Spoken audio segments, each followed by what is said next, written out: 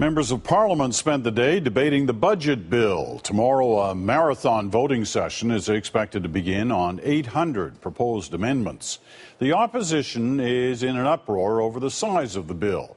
And for some of their supporters off the Hill, it's the final straw, the catalyst to start organizing for the next election, to unite the left. The CBC's Laurie Graham reports. Peterborough is known for its hydraulic lift lock and for being a bellwether riding, backing the political party that wins the federal election. Conservative MP Dean Del Mastro has represented the riding since 2006. I think he's doing a fine job. He seems to be working hard and doing lots of good things for the area. But not everyone here feels that way.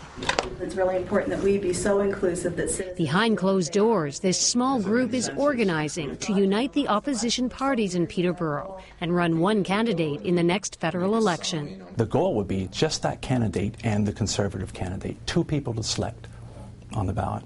It's early in the game, but they've got players from each team at the table, former candidates from the NDP. So would this be a marriage of convenience and then go back to our party structure? The Green Party. You know, there's a lot of people who will not vote Liberal, but would vote Green or NDP. The Liberals. Since the NDP finished second in the last election, it makes sense that if there is a banner that a candidate would run under, that it be the NDP banner. Even a former Conservative, Mark Greco. Did you ever imagine yourself sitting in a room like this? Not in a million years.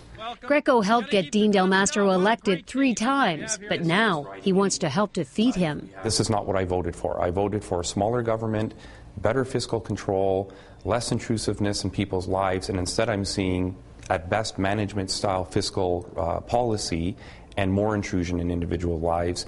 Del Mastro won by a wide margin in the last election, and despite being investigated by Elections Canada, many people here still strongly support him. This investigation by Elections Canada, does it concern you? Sure it does. Sure it does. But I think when somebody's doing a really good job, there's always something negative that's going to come out about them.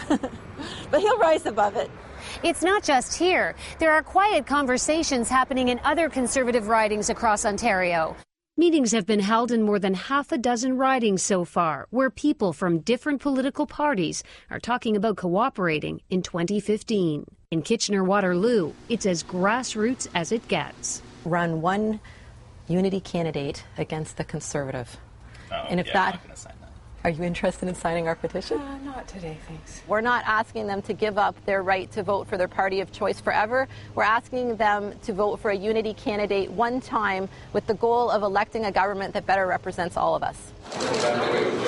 Remember this? The Progressive Conservatives and the Reform Party merged to stop vote splitting on the right after a decade of Liberal victories. But that had the support of the national parties. This move to unite the left is in its infancy. Tim Etherington, who called the initial meeting in Peterborough, says you have to start somewhere. I didn't begin with this idea of we have to start a movement. It was what happens if we start having a conversation. His hope is that the conversation will gain momentum, one riding at a time. Laurie Graham, CBC News, Peterborough, Ontario.